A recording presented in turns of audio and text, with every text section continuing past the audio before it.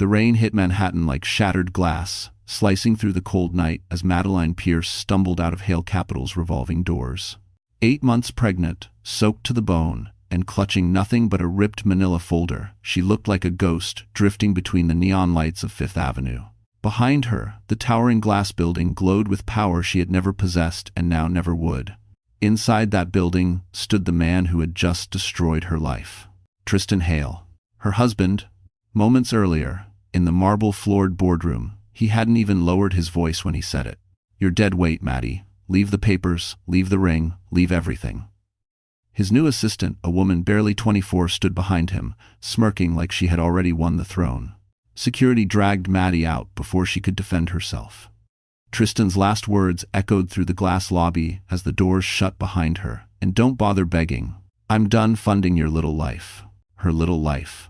A gust of wind tore the folder from her hands. Ultrasound photos scattered across the sidewalk like broken promises. Maddie knelt, trembling, trying to gather them before the rain washed the ink away.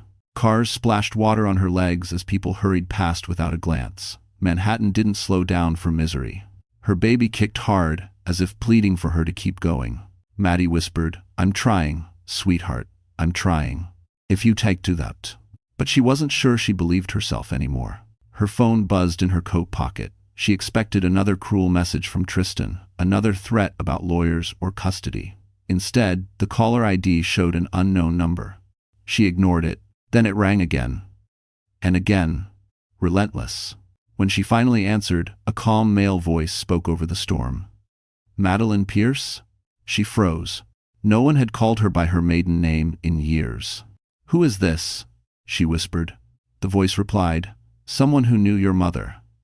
And someone who needs to warn you. Tristan Hale isn't finished with you tonight."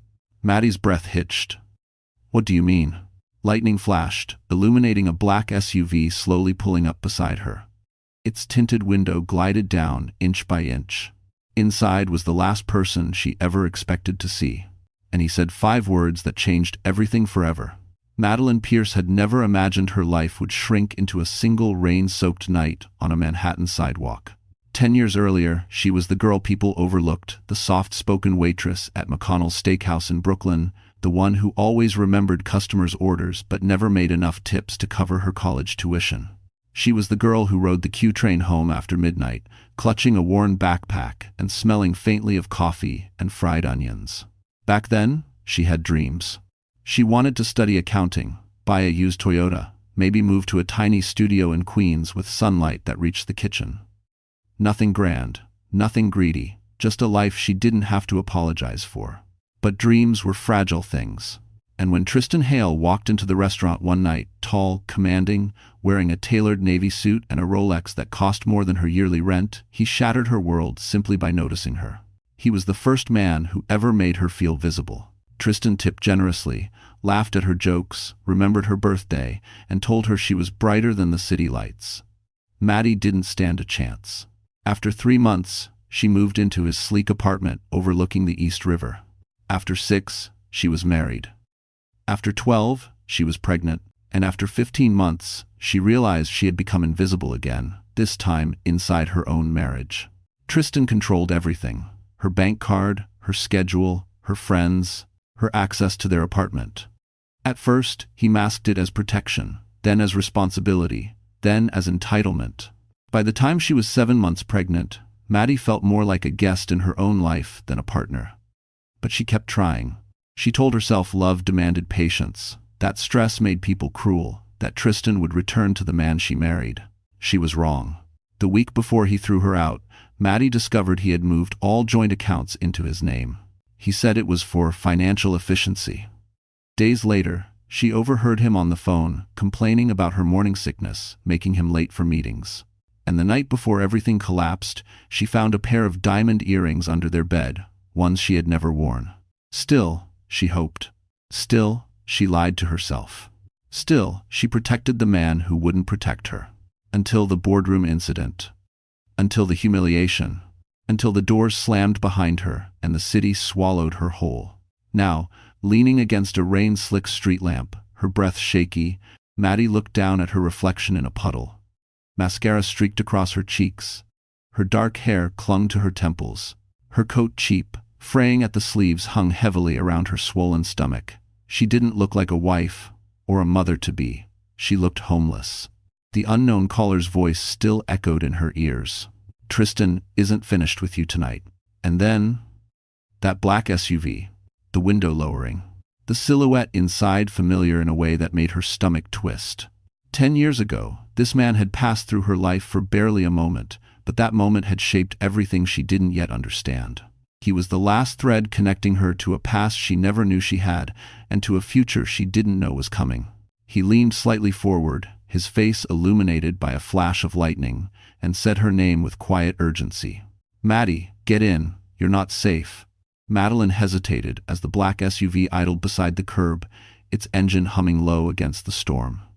She didn't recognize the car, but she recognized the man inside the moment she stepped closer. Nathaniel Quinn, the quiet stranger she had served at McConnell's steakhouse years ago, the one who had tipped her $100 because he said her smile looked like hope. She remembered the crisp Mont Blanc pen he carried, the gentle way he spoke, the sadness in his eyes, as if he knew too much of life. Back then, he was just another customer. She never imagined he was the CEO of Quinn Dominion, a name whispered in Wall Street boardrooms with a mix of awe and fear. A man whose company owns skyscrapers along Park Avenue and hotels stretching from Manhattan to San Francisco. A man who had no reason to know her name. Yet tonight, he did. Maddie slid into the SUV, shivering as the warmth blasted from the vents. Nathaniel removed his coat cashmere, dark charcoal, and placed it gently around her shoulders. "You're freezing," he said quietly. She stared at him, trying to calm her breathing. "How do you know me? And what did you mean Tristan isn't finished with me?" Nathaniel's jaw tightened. "We should talk somewhere safe, not out here." "Safe from what?" Maddie whispered. He didn't answer. Instead, he nodded to the driver, and the SUV merged into Manhattan traffic, gliding past the glittering storefronts of Fifth Avenue. The city looked different from behind tinted glass, less harsh, more distant, like a world she no longer belonged to. They headed toward Midtown, the skyline glowing like a crown of steel and fire. Eventually, the car turned onto a private entrance, leading into the underground garage of the Aurelia Tower, a luxury residence known for hosting foreign diplomats and Wall Street titans. Maddie had only seen it once in a magazine, marveling at the marble lobby and sweeping views of Central Park. Now she was rolling into its depths, a place she had never been allowed to step foot in. They parked near a private elevator. Nathaniel guided her inside, pressing the button for the 49th floor. His penthouse. She felt painfully out of place. Soaked shoes, frayed coat pockets, hair stuck to her cheek. She smelled like rain and fear. Nathaniel, in contrast, looked immaculate, white shirt crisp even in the storm, dark hair slightly tousled but dignified, the calm presence of a man who had weathered worse storms than the one outside. When the elevator doors opened, Maddie forgot how to breathe.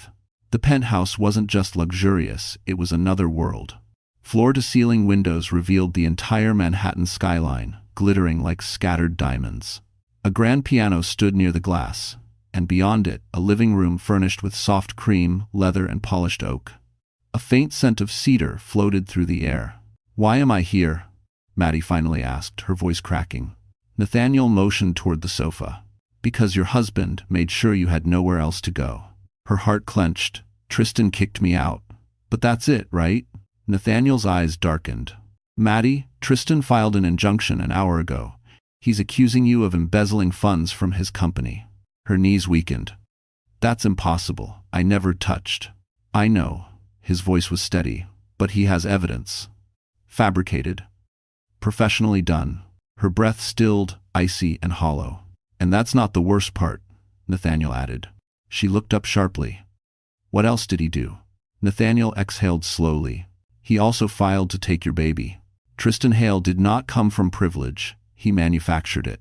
Born in a cramped two-bedroom apartment in Newark, he spent his childhood watching his father get fired from job after job and his mother clipping coupons at the kitchen table until midnight. Tristan swore he would never be small, never be powerless, never be someone the world could ignore. That vow became the steel core of everything he grew into: ambitious, relentless, calculating. By the time he reached 30, he had built Hale Capital with a combination of charm, risk-taking, and moral shortcuts no one could quite prove. His smile softened investors, his handshake won trust, his eyes cold, sharp, predatory promised dominance. Everything about Tristan was crafted to conquer. And then he met Madeline. He hadn't loved her, not really.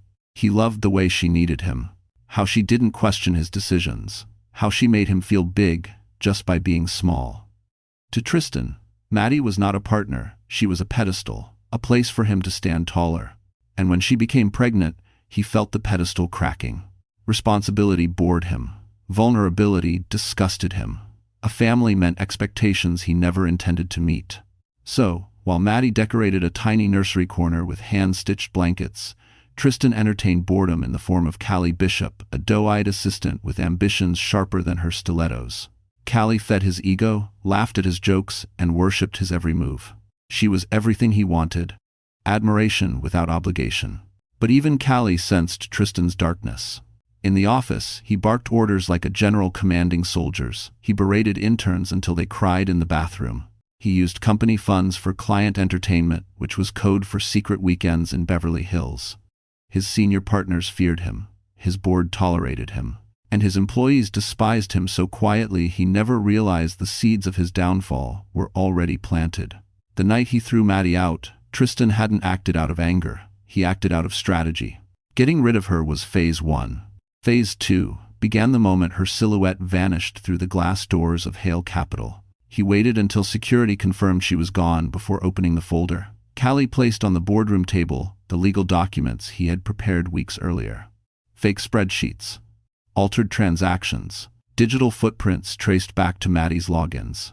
All staged, all airtight, all designed to destroy her credibility forever. Callie watched him sign the last page and whispered, "You're ruthless." He smirked. "I'm efficient." "And the baby?" she asked cautiously. Tristan didn't blink. "A child raised by her will hold me back. A child raised by me becomes an asset." Callie's eyes widened. "You're going to take..." She'll lose custody before she even realizes she's fighting for it. But what Tristan didn't notice, what his arrogance blinded him to, was the young janitor mopping the hallway just outside the boardroom. A janitor who heard every word. A janitor with a brother who once interned at Quinn Dominion. A janitor who quietly hit record on his old iPhone. The video wasn't clear. But the audio? Perfect. And that janitor had already sent the file to someone who would use it. Someone Tristan feared but didn't know was watching. Someone named Nathaniel Quinn. Back in the penthouse, Maddie stared at Nathaniel in horror as he finished explaining the injunction. Her voice trembled. "Why would he do all this? Why destroy me?" Nathaniel met her eyes. "Because Maddie, Tristan Hale doesn't just want to ruin your life, he wants to erase you." It's action. The storm had finally eased when Nathaniel finished explaining everything Tristan had set in motion. But inside the penthouse, Madeline felt as if she were standing in the center of a different kind of storm, one built from betrayal, fear, and a crushing sense of helplessness. She had lost her home, her identity, her safety, and now her unborn child was at risk. But she didn't yet know the most devastating blow was about to hit her in the most public, humiliating way imaginable. Nathaniel gave her a spare room to rest in, but sleep never came. Maddie lay awake, replaying Tristan's words, his smug expression as guards dragged her out, the way Callie smirked behind him. She kept one hand over her stomach, whispering to her baby the promise she couldn't keep. "I won't let anyone take you." At dawn, she finally drifted into a shallow, uneasy sleep, only to be jolted awake by Nathaniel knocking urgently. "Maddie," he said through the door, voice low but tense, "you need to come see this." Her feet were unsteady as she followed him into the living room. The massive flat-screen TV was already on, tuned to a popular Manhattan morning show. Two anchors sat behind a glass desk with practiced smiles until the producers played the segment. A headline flashed across the bottom of the screen. "Pregnant woman thrown out of Hale. Capital company claims major financial theft." Maddie's heart plummeted. Her own face appeared soaked from the rain. Mascara streaked, clutching falling ultrasound photos as she stumbled on the sidewalk. Someone had recorded it. Someone had sold it. The anchors debated, their voices loud and gossipy. One witness claimed she embezzled money from Hale Capital, the woman said cheerfully, as if discussing weekend plans. Her name is Madeline Pierce, 7 months pregnant. Heartbreaking, the male anchor added, shaking his head with false sympathy. But if she really stole company funds, that's a felony. Maddie felt the world blur around her. No, that's not true. I didn't. It's Tristan, Nathaniel said softly. He leaked the footage. He's framing you in public before the courts even process the injunction. Her knees nearly buckled. The worst part wasn't the accusation. It was the next clip. A reporter stood outside Hale Capital as Tristan, perfectly groomed, tailored suit, sharp as glass, stepped into frame. He shook his head with a performance worthy of an award. It's tragic, he said solemnly.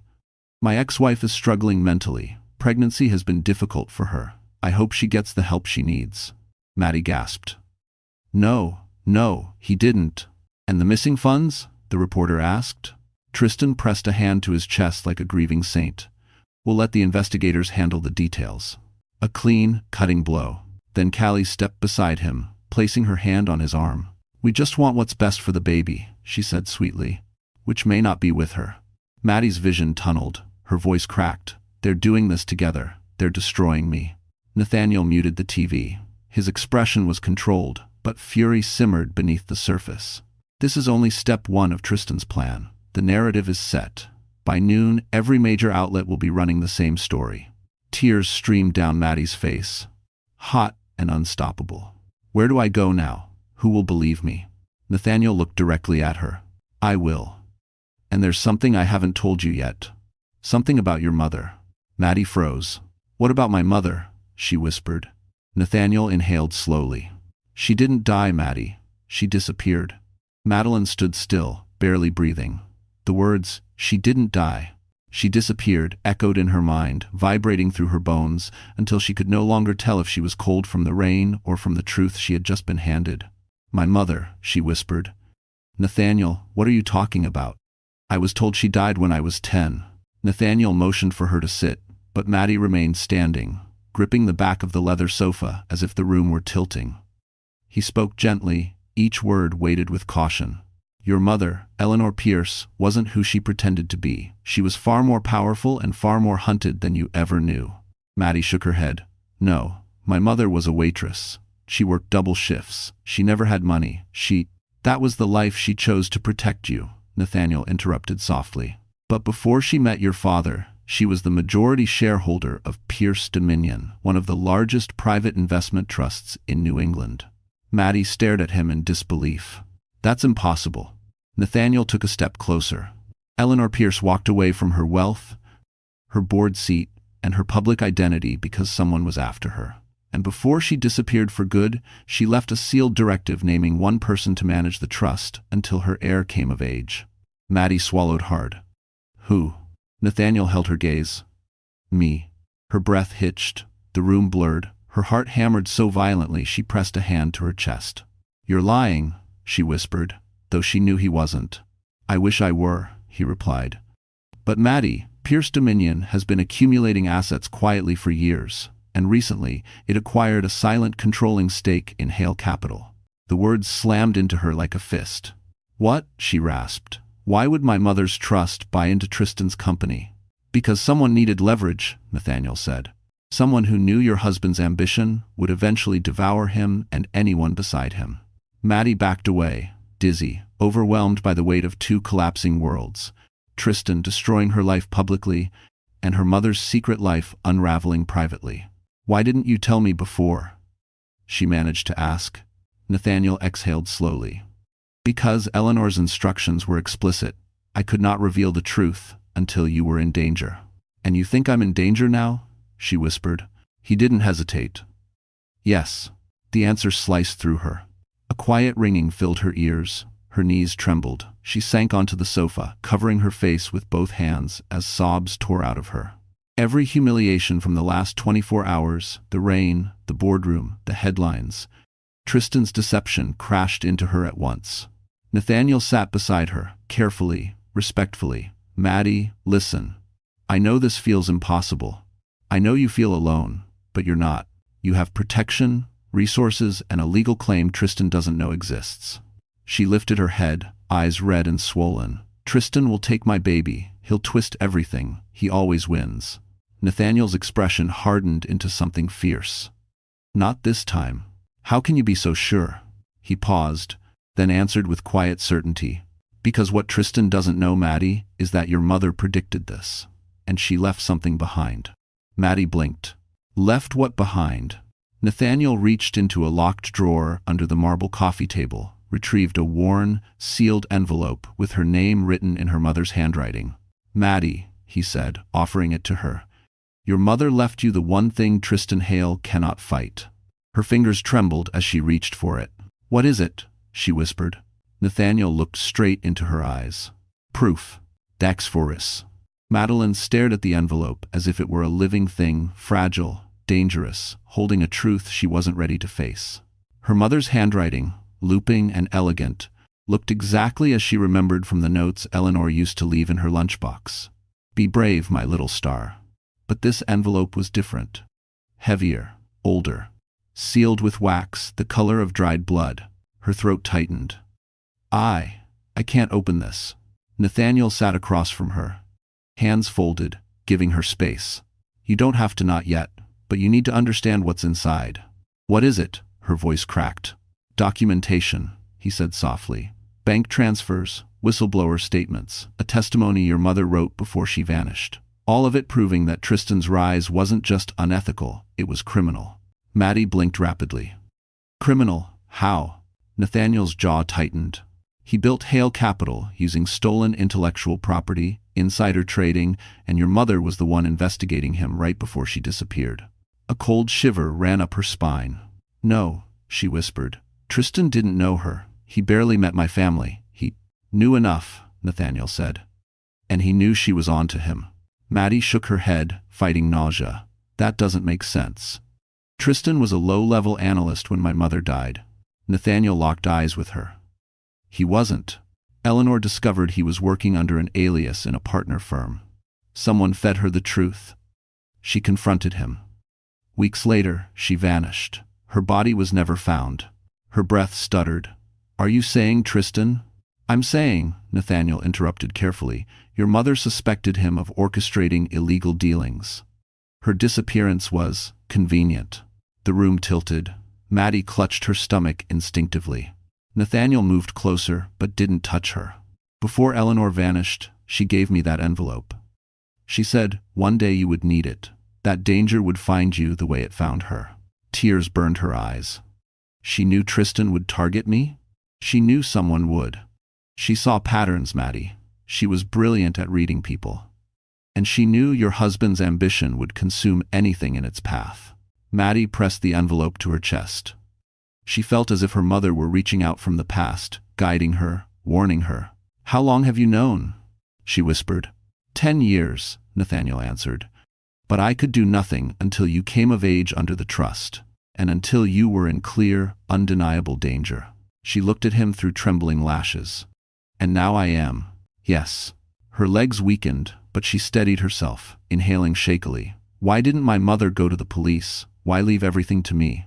Nathaniel hesitated, because what she uncovered involved more than Tristan. Powerful people, dangerous people. She couldn't expose them without risking your life, so she disappeared and left you the evidence. Maddie stared at the envelope, its weight suddenly unbearable. My mother died protecting me, she whispered. Nathaniel nodded solemnly. And now you must protect your child. Her breath hitched. Her baby, Tristan's injunction, the public humiliation, the stolen accounts. Everything was connected. Every humiliation, every threat, every broken piece suddenly made a horrifying kind of sense. Maddie wiped her tears. What do I do now? Nathaniel leaned in, voice low and urgent. Open that envelope, Madeline. It holds the truth that will save you. Her fingers trembled as she slipped one nail under the wax seal. Just as it cracked, the penthouse intercom buzzed. Nathaniel stiffened. The doorman's voice sounded through the speaker, tight, urgent. Mr. Quinn, Tristan Hale is downstairs, and he's demanding to come up. Nathaniel pressed the intercom button, voice controlled but edged with steel. Do not let him up. The doorman answered immediately. Mr. Quinn, he's insisting, says it's urgent and he has paperwork. Maddie froze. Paperwork, that meant lawyers, That meant Tristan was accelerating the attack. Nathaniel shut off the intercom and turned to her with a calm he clearly didn't feel. He won't get past the lobby. But we need to prepare. Her pulse hammered. He knows I'm here. How? No one saw me leave with you. Nathaniel moved toward the floor-to-ceiling windows, staring down at the city as if searching for the answer in the Manhattan skyline. Tristan has eyes everywhere. Assistants, private investigators, people who worship him or fear him. And if he thinks you're slipping away from his control, he'll burn through his entire network to track you. Maddie swallowed hard. He wants the baby. He wants leverage, Nathaniel corrected gently. Maddie lowered her gaze. Same thing. For a long moment, neither spoke. Rain was still dripping from the balcony railing, tapping softly like a metronome measuring her fear. But fear wouldn't save her. Her mother hadn't vanished because she was afraid. She vanished because she was brave. Madeline Pierce was her mother's daughter. She straightened, clutching the envelope. I want to know what's inside. I need to. Nathaniel nodded, guiding her to the marble dining table. Then let's begin. Maddie broke the wax seal. Inside were 3 items: a letter, a USB drive, and a small brass key engraved with the number 47. Her mother's handwriting filled the first page. My Maddie, if you are reading this, danger has reached you as I knew it one day would. Tears brimmed instantly. Nathaniel remained silent, giving her room to read.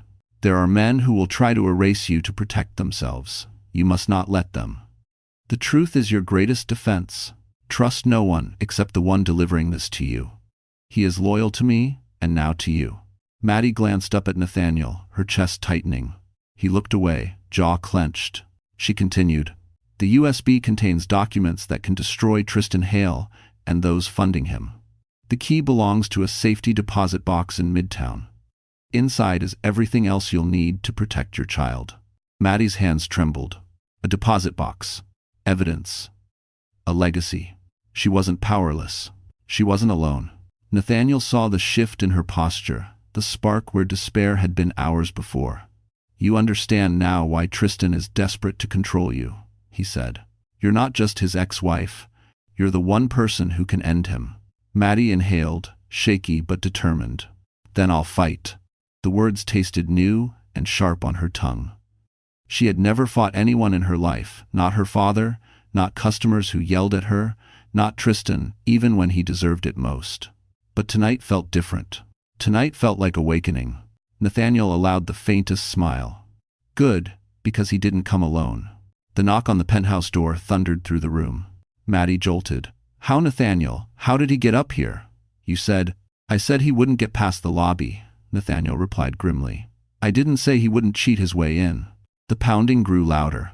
Then Tristan's voice, and it was not calm, not polished, not charming. It was unhinged. Maddie, open the door. Has 7th. The pounding at the penthouse door shook the walls, each blow echoing like a warning shot. Madeline flinched with every strike. Nathaniel stood between her and the foyer, his posture calm but coiled, like a man ready to defend if Tristan forced his way inside. Don't answer it, Nathaniel said quietly. But Tristan didn't need her to. His voice seeped through the metal like poison. Maddie, he snarled, we need to talk. Now. Her breath hitched. She pressed a hand over her stomach, trying to steady her trembling. Nathaniel stepped closer. He can't touch you in here. You're safe. Safe. The word felt foreign. She had never been safe, not with Tristan. Not with the lies he fed her in the beginning. Not with the control disguised as love. Not with the promises that turned into chains around her life. But tonight was different. Tonight, she was beginning to see beyond the fear.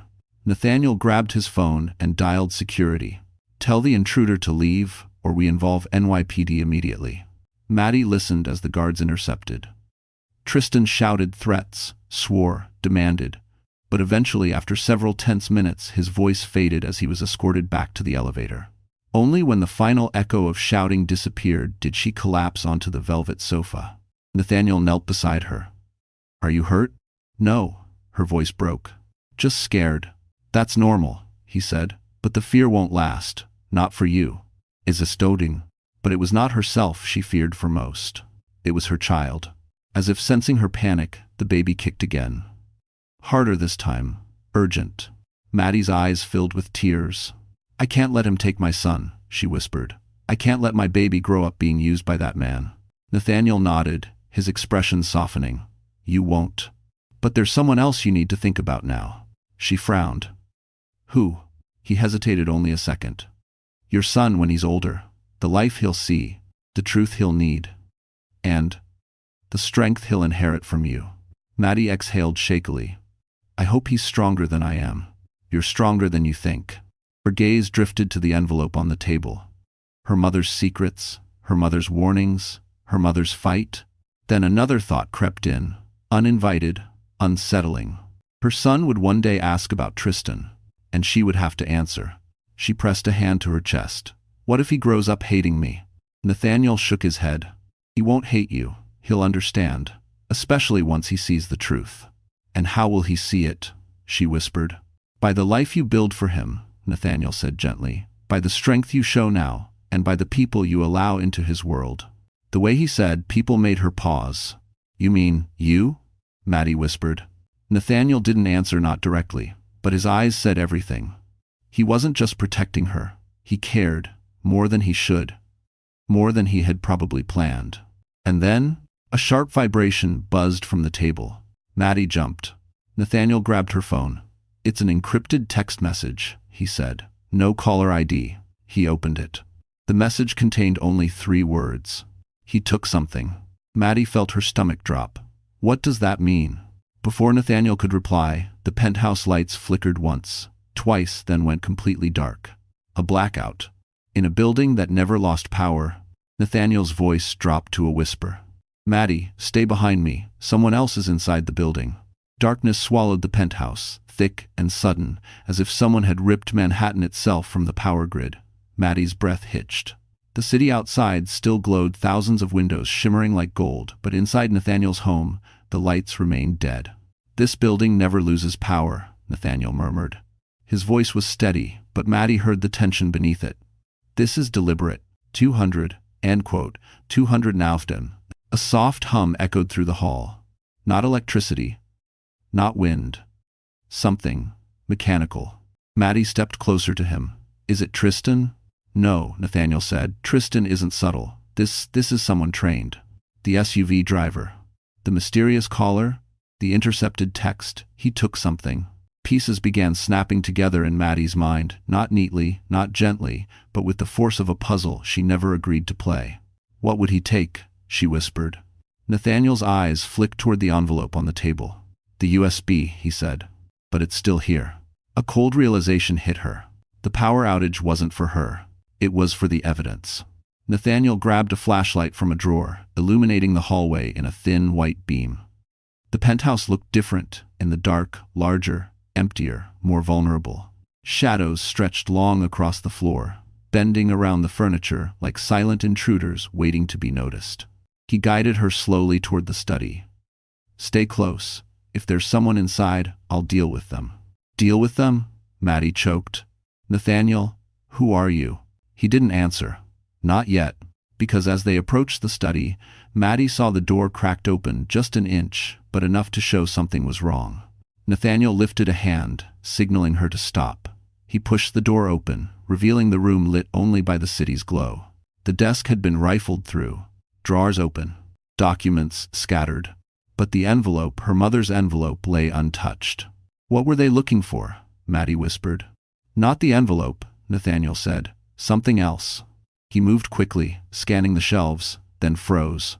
A single silver frame, one Maddie hadn't noticed before, had been removed from the wall. Behind it, the drywall was cut open in a square. A hidden safe. Empty. Nathaniel exhaled sharply. They found it. Thanks for watching. Found what? The original hard drive your mother gave me. Everything she collected. Decades of evidence. Maddie's knees weakened. So it's over? Tristan wins? Nathaniel turned to her, eyes burning in the faint light. No. The drive can expose the powerful men who backed him, but the evidence in your envelope, that destroys him. And that's why he's panicking. Maddie wrapped her arms around her stomach, trying to steady her trembling. A new fear crawled beneath her skin. If Tristan didn't take it, who did? Nathaniel hesitated. Maddie, the man who took that drive isn't working for Tristan. He's working for someone much worse. Before she could ask, the power surged back on with a violent snap. The penthouse flooded with white light. Maddie blinked, disoriented. Then her phone buzzed. A new message. No name, no number. Just a picture. Her ultrasound. But it wasn't the one she dropped in the rain. It was still sealed in Tristan's office, the copy she kept locked in her desk drawer. Under the image, one sentence. If you want to see the truth, come alone. Maddie's blood turned to ice. Nathaniel grabbed the phone, reading it. His face darkened. This is a trap. Her voice barely came out. But it's my baby. And whoever sent this, they were in Tristan's office. Nathaniel stepped closer, voice low. Maddie, listen to me. You cannot go alone. Because the man who sent that picture, he paused. He's the reason your mother disappeared. Madeline stood perfectly still, the phone trembling in her hand, her heartbeat crashing against her ribs like a warning drum. The ultrasound image felt like a ghost reaching out from the past, her past with Tristan, her past as a woman who once believed in fairy tales, her past as someone who thought safety came from being quiet. But that woman was dying.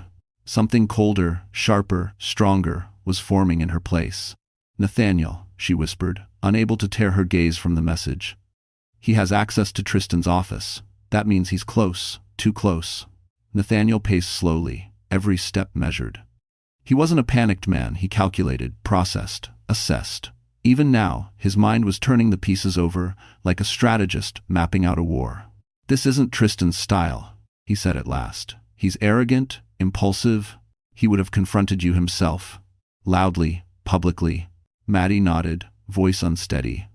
So it's someone else, someone who can get past keypads, guards, locks, and disappear without being seen. Nathaniel finished grimly. Madeline remembered the power outage, the hidden safe sliced open with surgical precision. Whoever took that hard drive knew exactly where it was, she whispered. Nathaniel's eyes darkened. And the only people who knew were your mother and the ones she was fighting. A chill spread down Maddie's spine. Nathaniel, what aren't you telling me? He stopped pacing. The room fell silent except for the faint hum of the city below. There's a man, Nathaniel said quietly, a financier known only by his middle initial, K. He bankrolls corrupt executives, buys silence, buries investigations. Your mother uncovered his operations. She gathered enough evidence to send him to prison for life. And he made her disappear? Maddie breathed. Nathaniel didn't answer. He didn't have to. That drive, he continued, was the last remaining thread connecting him to the crimes. If Kay has it, he's tying up loose ends. The implication hit Maddie so hard her knees nearly gave out. I'm a loose end, she whispered. Nathaniel reached out, steadying her shoulders. Not if we move fast. Your mother left you more than evidence, Maddie. She left you leverage. The trust, Maddie said slowly. More than that. Pierce Dominion controls 37% of Hale Capital's voting power. Tristan may think he owns the world, but the truth is, he's standing on my mother's land, Maddie said, a tremor of realization running through her voice. Nathaniel nodded. And you are the heir to her empire. Maddie lowered her gaze to the envelope again. Her mother's handwriting seemed to glow under the penthouse lights, urging her forward. Her fear didn't vanish, but it shifted, crystallizing into something fiercer. Resolve. What do we do next? She asked. Nathaniel exhaled, relieved to hear strength in her tone. First, we keep you hidden. Second, I'll contact a cybersecurity team to trace the message. Third, no, Maddie interrupted. I need to confront him. Whoever he is, he wants me alone? Fine, but I won't walk into a trap blind. Nathaniel stared at her. Maddie, I'm done hiding. Her voice trembled but held firm. He took the drive. He took my mother. I won't let him take my child. Tuesday. Nathaniel's expression softened, not out of pity, but admiration. Then we'll go together, he said. But before Maddie could agree, the elevator dinged. Both turned. The doors slid open. Standing inside, dripping from the rain, hair wild, eyes red, was Callie Bishop. And in her shaking hands, she held a gun. Callie Bishop stood inside the elevator like a ghost dragged out of a storm. Her hair clung to her cheeks, mascara streaked in frantic lines, her breath ragged as if she'd been running for miles. But it wasn't her appearance that froze Madeline's blood solid. It was the gun shaking in Callie's trembling hands. Nathaniel reacted instantly, stepping in front of Maddie as if his body were instinctively built for protection. "Callie," he said with calm authority, "put the weapon down." Callie's voice cracked. I didn't know where else to go." Her hands shook harder. The gun wavered dangerously. "Tristan's looking for me," she whispered. "He thinks I know something. And now he's trying to kill me."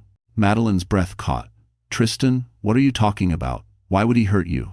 Callie's eyes darted between them, haunted, wild. "Because I found out I wasn't supposed to. And once he realized, he tried to shut me up." Shock stabbed through Maddie. "Found out what?" Callie's lower lip trembled. "About your mother." Thenceforth, silence crashed over the room. Nathaniel's stance remained protective, but he eased a fraction, analyzing her. "Callie, drop the gun and we can talk." "No," she cried, stumbling back. "If I let go, he'll find me. You don't understand, he has people everywhere. They're listening, they're watching. He said he'd erase me like he erased her." "Her?" Maddie whispered. "You mean—" "Yes," Callie screamed. "Your mother, Eleanor Pierce. Tristan told someone on the phone that she should have stayed quiet, that she forced his hand. I wasn't supposed to hear that conversation, but I did." Madeline felt as if the floor vanished beneath her feet. Nathaniel cursed under his breath. "Callie, listen carefully." "I'm not lying," she sobbed. "I thought Tristan was powerful. I thought he'd protect me. I thought I mattered. But he's terrified someone will expose what he did years ago, and now he thinks I have the evidence. It is next to—" Madeline's voice softened despite the fear gripping her throat. "Callie, whatever you know, you're not alone. Put the gun down, please." Callie's breathing hitched, her voice dropping to a whisper. "He knows you have the envelope, Maddie. He knows about Nathaniel's safe. He knows everything." "How?" Nathaniel asked sharply. Because there's a mole." Callie wiped her eyes with the back of her hand, smearing mascara across her cheek. "Someone close to you. Someone who's been feeding him information." Nathaniel and Maddie exchanged a horrified look. A mole. Inside their circle. Inside his company. Maybe even inside this building. "Who?" Nathaniel demanded. "Give us a name." Callie swallowed hard. "I don't know for sure. I only heard Tristan mention the Watcher. Someone who keeps him updated on every move you make." Maddie's skin prickled with dread.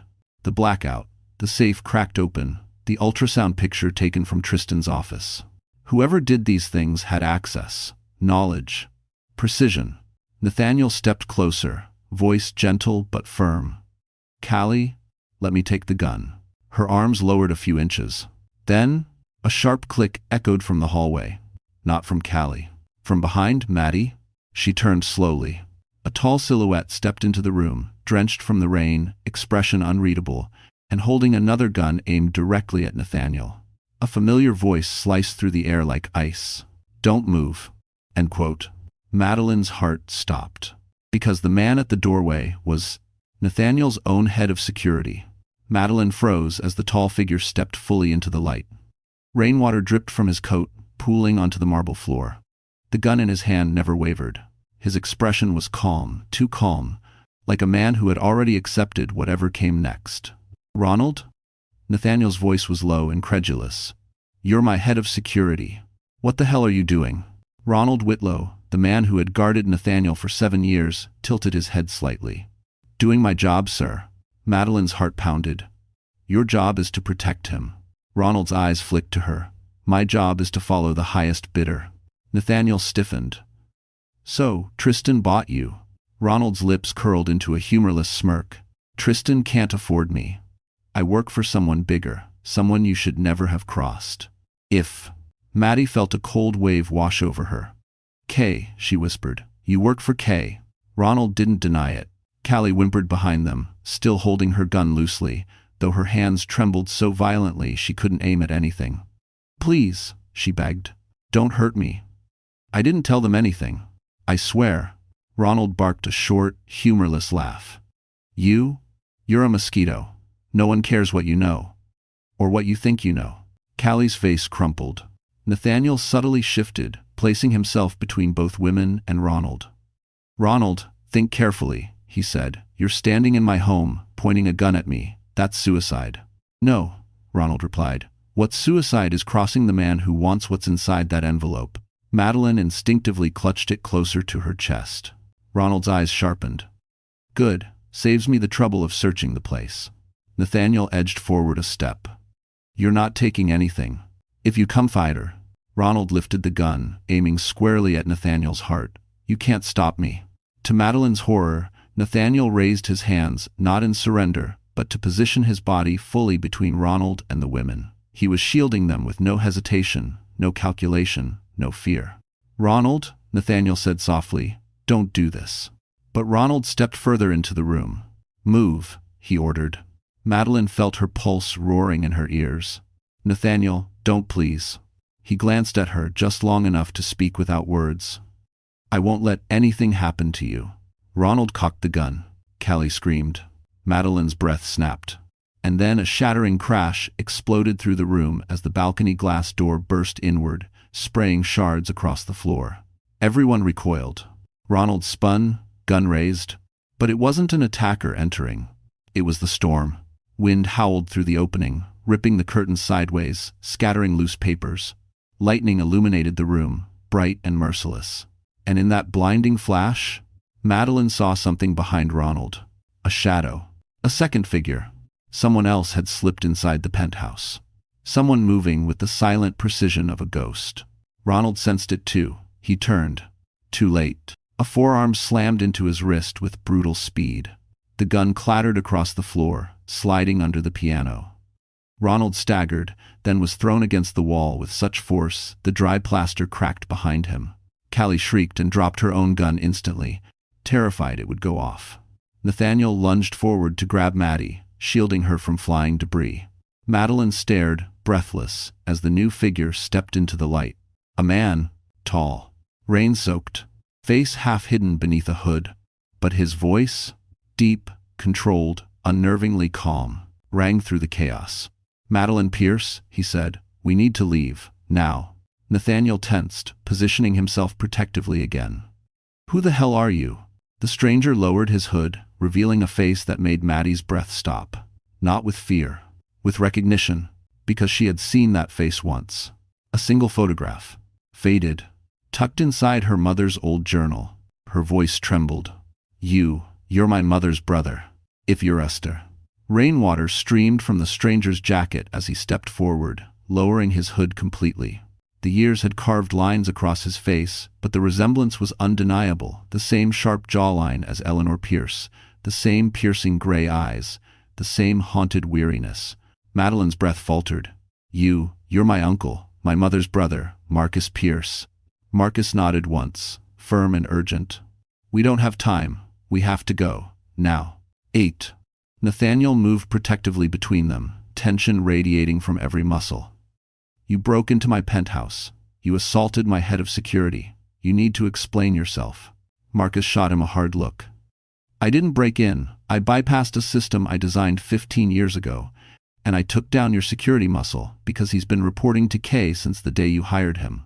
Nathaniel stiffened. Callie whimpered from the floor, hugging herself. He said Tristan would kill me.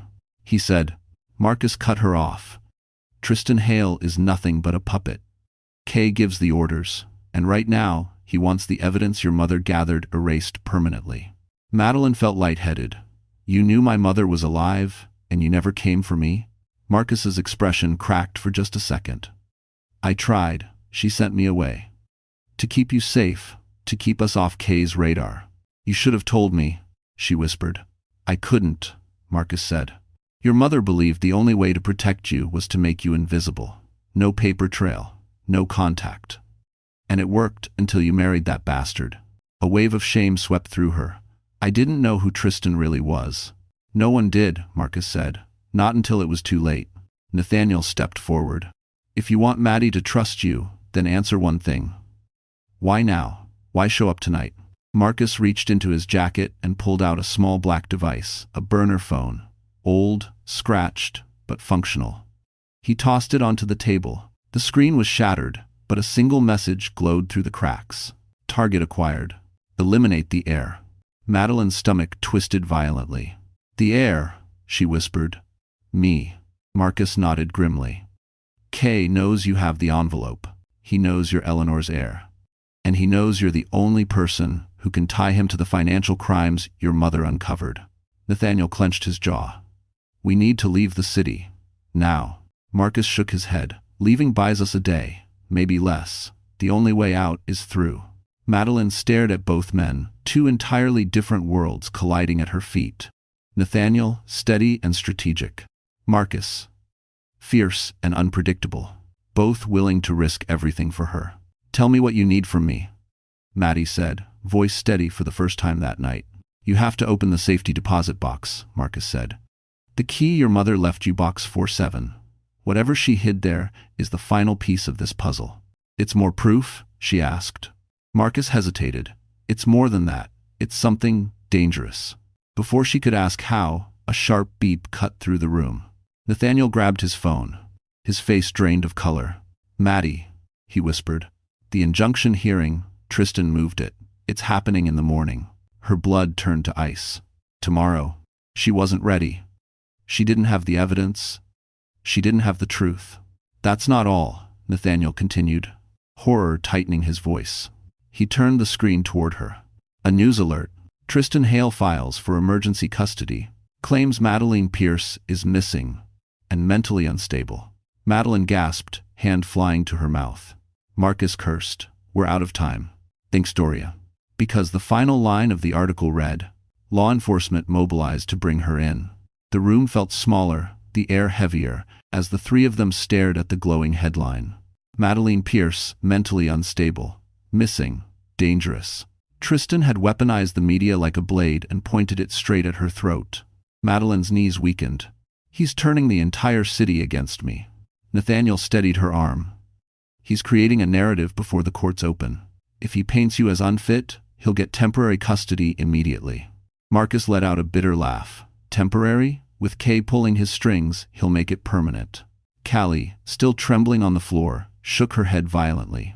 You don't understand what Tristan promised. Kay, he said once he had full custody, he'd sign over. She clamped her mouth shut. Madeline stepped toward her. Sign over what, Callie? Callie's voice dropped to a whisper. The inheritance. Your inheritance. Your mother's trust. Tristan knows the baby is the legal heir if something happens to you. Madeline's blood froze. So, if I disappear, the baby becomes the owner of Pierce Dominion, Callie finished. And Tristan becomes guardian, meaning he controls everything. Heart-pounding, Madeline sank onto the sofa. This is why he rushed everything. Why he humiliated me. Why he's framing me. He doesn't just want the baby, he wants the empire. Nathaniel exhaled sharply. Which means we cannot let him near you. Or the courts. Or the police. We need proof, Marcus said. Enough to bury Tristan and Kay so deep they can't claw their way out. And the only proof left, Nathaniel added, is in the safety deposit box. Madeline held the small brass key in her palm. Box 47. Marcus nodded. Your mother's last move. Whatever she put in there, it's something Kay couldn't destroy, even after she disappeared. A thought struck Maddie. Then we go now. Possible. No, Nathaniel said instantly. The banks are closed, and in the morning, the courts will demand you appear. Which means, Marcus added, we get one chance. One shot to retrieve the contents before Tristan legally traps you. Madeline inhaled slowly, letting the fear settle inside her chest, shaping itself into something sharper. Resolve. How? She asked. Nathaniel exchanged a glance with Marcus. We create noise. A distraction so loud it overshadows Tristan's narrative. Something undeniable. Something public. Marcus crossed his arms. You go to the bank at opening. Nathaniel and I buy you a window. Callie suddenly lurched forward. No, you can't go out there. Tristan has people looking for you. Real ones. They're watching airports, hospitals, luxury residences, and, she swallowed, and police precincts. Madeline blinked. Why police precincts? Because Tristan filed you as a danger to yourself and others, Callie whispered. They'll detain you for psychiatric evaluation. Nathaniel's jaw tightened. We move quietly then. No front entrances. No main roads. I'll call someone who owes me a favor. Marcus's eyes narrowed. Someone you trust? Nathaniel hesitated. Just 1 second. But it was enough for Marcus to catch. You don't know who's compromised, Marcus said flatly. Kay's people infiltrate everything, including your company. Silence swallowed the penthouse. Madeline realized the truth in his words. No one was safe. No one was trustworthy. Except maybe these two men. The only constants in a life unraveling faster than she could breathe. But then her phone buzzed again. All three turned toward it. A text. An address. A single sentence underneath. If you want to save your child, come alone. Midnight. Marcus grabbed the phone. You're not going. Nathaniel shook his head. It's a trap, and a disparate. Madeline stared at the address, her pulse thundering as she whispered, It's my mother's old apartment. Madeline stared at the glowing address on her phone, her pulse slamming like a hammer against her ribs. She hadn't stepped foot in her mother's old apartment since she was 10. The place had been boarded up for years, frozen in time, a relic of a life she barely remembered. A life that ended the night Eleanor Pierce vanished without a trace.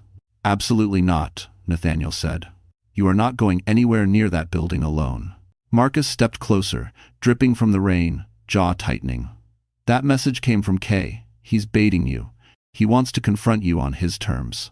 Maddie's fingers tightened around the phone. He knows I won't ignore anything related to my mother. He knows exactly which wound to poke. That's why it's a trap. Marcus snapped. Callie, still pale and shaking, pushed herself off the floor. If Kay sent that text, then he already knows you're with them. He knows you're protected. So, he's escalating. He wants to isolate you. Nathaniel crossed his arms, his voice dark with frustration. He wants you vulnerable, defenseless, and desperate. You walk into that building alone, you won't walk out. Madeline lifted her chin. Then I won't go alone. Marcus slammed his palm against the table. You're not going at all. You don't get to decide that. She fired back. Marcus froze, startled by the steel in her voice. Madeline took a breath.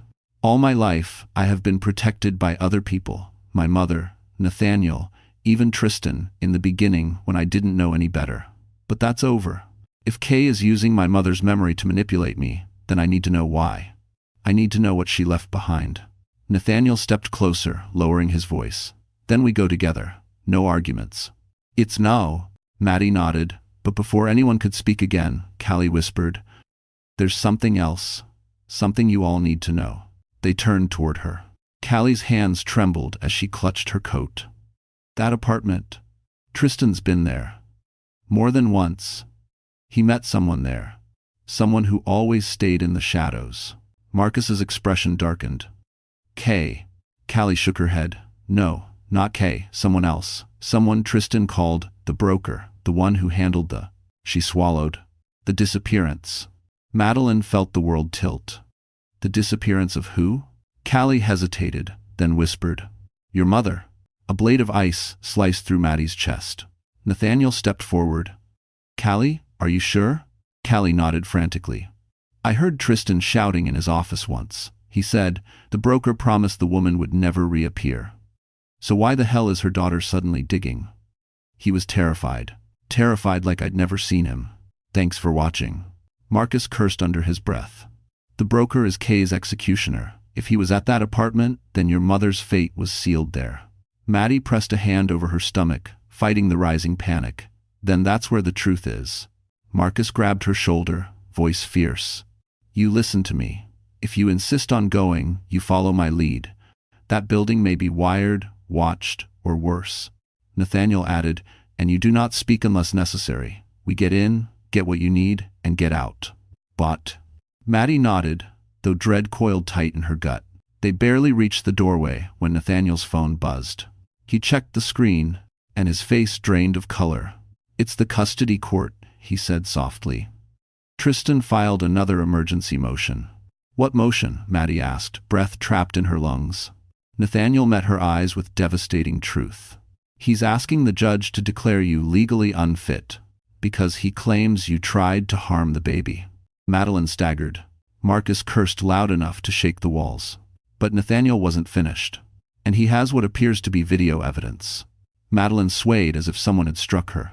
A video? Of her hurting her own child? The thought alone made her stomach twist with nausea. Nathaniel, she whispered. That's impossible. I would never. I know, Nathaniel said, gripping her arms. But Tristan isn't relying on the truth.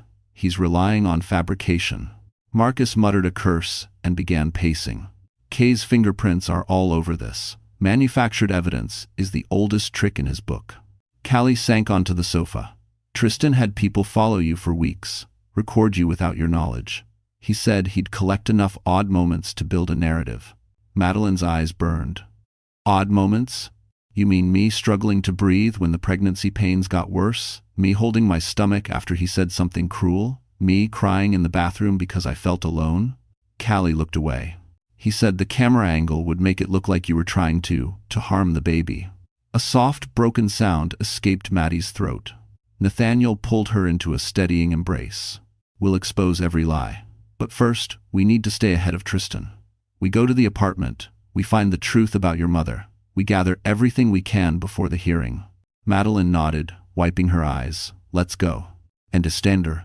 They moved quickly down the private elevator, through the garage, into Marcus's discreet black sedan. Manhattan lights streaked across the windshield as they drove, the city moving with indifferent speed, while Maddie's entire life hung by threads. Halfway across town, Nathaniel's phone vibrated again. He frowned. Unknown number.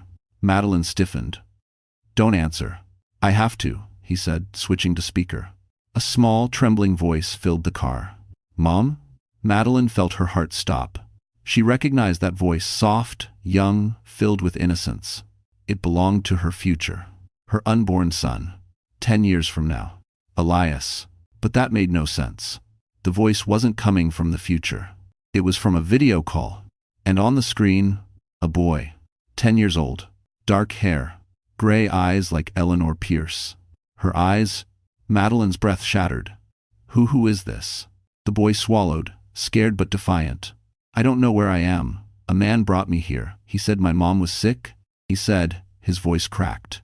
He said, I don't have a dad anymore. Marcus slammed the brakes so hard the car lurched. This is impossible. The baby isn't. Callie gasped. It's deepfake technology. Kay's people use it all the time. They recreate futures to manipulate leverage.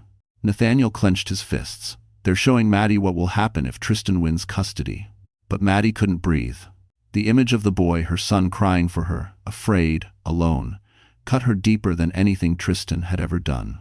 The boy on screen whispered, Mom, come get me, please. The video ended. Silence. Madeline pressed both hands to her stomach, shaking. They want me to break. They want me to walk into that apartment alone. That's exactly why you won't, Marcus snapped. But Maddie wasn't listening, because outside the car window, illuminated under a flickering street lamp, was her mother's old apartment building. The front door was propped open. A light burned inside, and in the hallway, visible from the street, stood Tristan Hale, waiting, smiling, as if he already knew she was coming. Madeline stared at the apartment building as if time itself had folded onto the sidewalk. The chipped brick walls, the flickering hallway bulb, the faint outline of peeling numbers above the door, everything looked exactly as it had the night her mother disappeared. Except now, Tristan Hale stood there like a phantom, expecting her return. Marcus swore under his breath. He's not alone. Look at the windows. Nathaniel leaned forward. Top floor, movement in the shadows, Kay's men. Callie shrank into her seat. He brought the broker. I know it. Tristan would never show up here unless he had backup. Madeline's heartbeat thundered until she felt it in her throat. She had never been this close to the truth about her mother, never so caught between fear and fury. Nathaniel turned to her. You don't go in alone. We go in together, and we control the narrative. Marcus checked his weapon. We enter from the back. Kay's men won't expect it. But Maddie shook her head slowly. No. Tristan wants me, not you. If we said. And that's exactly why we don't give him what he wants, Nathaniel snapped. Madeline lifted her chin. I won't hide behind anyone anymore. Marcus's expression darkened, conflicted. Your mother would kill me if I let you walk in alone. Madeline placed a trembling hand on his arm. And she'd kill you if you let them take her grandchild. This isn't about bravery, it's about bait. I need them focused on me so you can move. Nathaniel's jaw clenched. You're asking us to use you as a decoy. I'm asking you to trust me. The three exchanged heavy looks, fear, admiration, dread intertwining like storm clouds. Finally, Nathaniel exhaled. We stay close. One wrong sound, one wrong move, and we pull you out. Marcus added, if Kay is inside, don't engage. Buy time, nothing more. Madeline nodded, though her legs trembled violently. Let's finish this. End quote. They exited the car quietly, splitting at the corner, Marcus and Nathaniel slipping into the shadows toward the back entrance, while Maddie walked alone toward the front steps under the harsh yellow street lamp. Each step felt like stepping into a memory. 10-year-old Maddie crying on these steps. Her mother's final hug. A door slamming. Silence. Now, with her hand on the rusted railing, she entered the building. The hallway smelled like dust and old carpet. Lights flickered weakly overhead. And halfway down the corridor, leaning against the door of her mother's old apartment with his hands in his pockets, Tristan Hale smiled. Maddie, he said softly, almost tender. You came. She stopped several feet away, steadying herself. Where's my mother's evidence? Where's the broker? Where's Kay? Tristan chuckled. Straight to business. I remember when you used to cling to every word I said. Every muscle in Maddie's body tightened. What do you want, Tristan? What I've always wanted, he whispered. Control. He stepped closer, and she forced herself not to step back. You think you're stronger now? Smarter? You're still the same scared girl I met in Brooklyn, the one who needed saving. His smile darkened. And now you'll need saving again.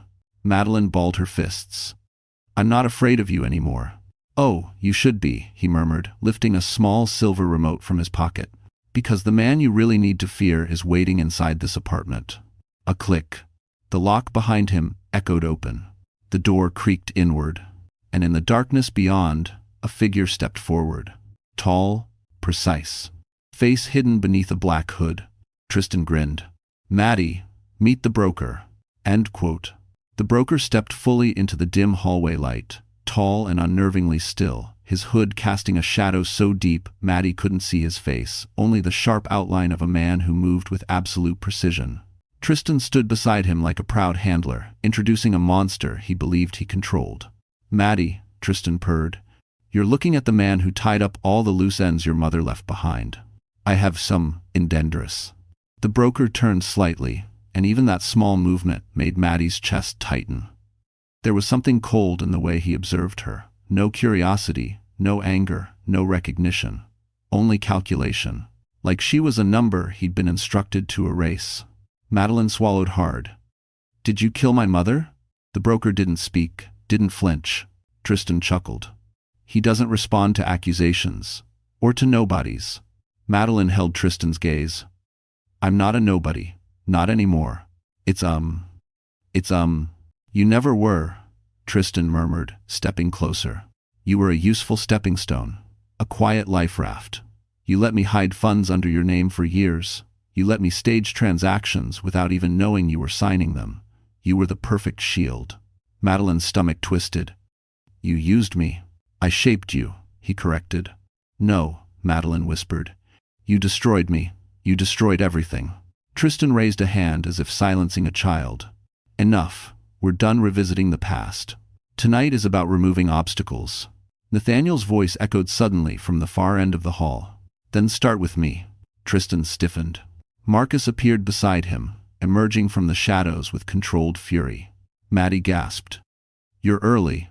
We never left you, Marcus growled. Nathaniel stepped forward, eyes locked on Tristan. It's over. She's done being your puppet. Tristan scoffed. You think I'm afraid of you? My legal victory is hours away. By morning, she loses custody. By noon, she's committed. And by the end of the week, he smiled cruelly. Her empire is mine. Madeline felt the old Maddie tremble, but the new one stood straighter. You're not getting my child, she said firmly. You don't get to decide that, Tristan snapped. Evidence speaks louder than victims, and the broker has all the evidence he needs to bury you. Marcus smirked. About that, Nathaniel raised a small device. With a click, the hallway filled with Tristan's own voice recorded from the janitor's hidden iPhone. She'll lose custody before she realizes she's fighting for it. A child raised by me is an asset. She should have stayed quiet. Tristan's face drained of color. Madeline stepped closer, her voice steady. You framed me. Humiliated me.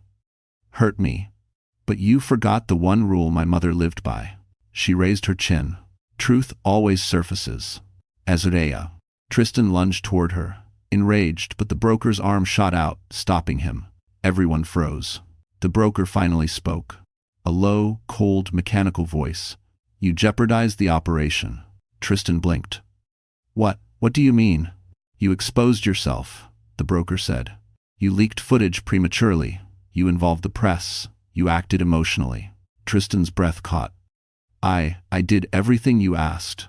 The broker turned his head slightly toward Maddie. New directive, he said. Remove the unstable variable. Tristan forced a laugh. Right her. So do it. The broker raised his gun, but he aimed it at Tristan. Madeline's scream caught in her throat. Nathaniel pulled her back. Marcus reached for his weapon. The broker spoke one final sentence. Tristan Hale has become the liability. A gunshot thundered through the apartment. The gunshot cracked through the hallway like lightning, splitting the world in half. Madeline flinched violently, bracing for pain, hers or someone else's, but when her eyes snapped open, she saw Tristan collapsing, a red bloom spreading across his tailored shirt. The shock on his face was almost childlike, as if betrayal had never once occurred to him in his entire ruthless life. He hit the floor hard. For a moment, the whole building seemed to exhale. The broker lowered his gun with mechanical calm, turning toward Maddie as if eliminating Tristan were nothing more than clearing debris. Next directive. But Marcus was faster. He slammed into the broker with a force that ricocheted down the hallway. The gun flew from the broker's hand, skidding across the floor. Nathaniel kicked it away, sending it down the stairwell. The broker fought like a machine, efficient, silent, terrifying, but Marcus met him blow for blow. Madeline stumbled back as the two men crashed into the wall. Plaster rained down, a light fixture shattered. And then, with a brutal twist, Marcus pinned the broker's arm behind him and snapped a steel cuff around his wrist. You're done, Marcus growled. For the first time, the broker stilled. No emotion, no panic, just the chilling quiet of a man who had been caught before and expected to slip free again. Nathaniel grabbed Maddie's hand. We need to call the FBI now. Your mother's evidence, plus the recording from the janitor, it's enough to bring down Kay's entire network. Marcus yanked off the broker's hood. The face underneath was younger than Maddie expected. Sharp cheekbones, cold blue eyes, no remorse. This man, Marcus said, was responsible for more disappearances than you can imagine. Including my mother, Maddie whispered. The broker didn't deny it. That was enough. Sirens wailed in the distance, louder, closer. Nathaniel had already called his federal contacts. By the time agents swarmed the building, the broker was secured. Tristan's body was covered, and the entire apartment floor had turned into a crime scene, surrounded by buzzing radios and flashing lights. An agent approached Maddie. Ma'am, we'll need you to give a statement. Nathaniel squeezed her hand. I'll be right here. But Maddie shook her head softly. No, she said. I can do this. Her voice didn't shake. For the first time in her life, it didn't. Hours later, as dawn broke over Manhattan, Maddie stepped outside the building, wrapped in a warm coat Nathaniel placed around her shoulders. The sky glowed with soft pink and gold, the kind of sunrise her mother used to call rebirth light. Marcus approached her quietly. Kay will fall. The broker will talk to save himself. Your mother didn't vanish for nothing. A tear slid down Maddie's cheek, but not from pain, from release. Thank you, she whispered. He nodded once, then stepped back into the chaos of agents and flashing badges. Nathaniel joined her on the sidewalk. The hearing will be dismissed. All charges dropped. You'll keep full custody. And, Maddie. He smiled softly. Pierce Dominion is yours now. Your mother wanted you to rebuild her legacy. Madeline inhaled the crisp morning air. I will. A black sedan pulled up. Inside, Callie sat waiting, ready to testify against Tristan and Kay. She gave Maddie a grateful, fragile smile before the car drove away. Nathaniel turned to her again. You don't have to face any of this alone. Maddie studied him, this man who protected her, believed in her, stood beside her when the world fell apart. Do you mean that? She asked gently. Yes, Nathaniel whispered, for as long as you'll let me. Maddie reached for his hand. Then stay, she said. The sun rose fully, bathing them in gold. For the first time in 10 years, Maddie felt whole, safe, free. And the future, hers and her child's, began that very moment. So, our story has finally come to an end. And if you're still here with me, right up to this moment, then something in Maddie's journey must have touched your heart in a way you maybe didn't expect. Maybe it reminded you of your own battles, your own quiet strength, or the moments life pushed you harder than felt fair. You know, the Stoics used to say, the obstacle is the way. What tries to break us often becomes the thing that shapes us. Maddie didn't win because life became easier. She won because she discovered what Marcus Aurelius called the inner fortress. The part of us no one can take unless we surrender it. Healing isn't loud. Courage isn't glamorous. Sometimes it's just choosing not to give up on the days when giving up feels simpler. If this story made you feel something, hope, strength, even just a little warmth, then stay with us. Like this video, share it with someone who might need it, and subscribe to our channel so we can keep walking through these stories together. You matter. Your journey matters. And I'm really glad you're here.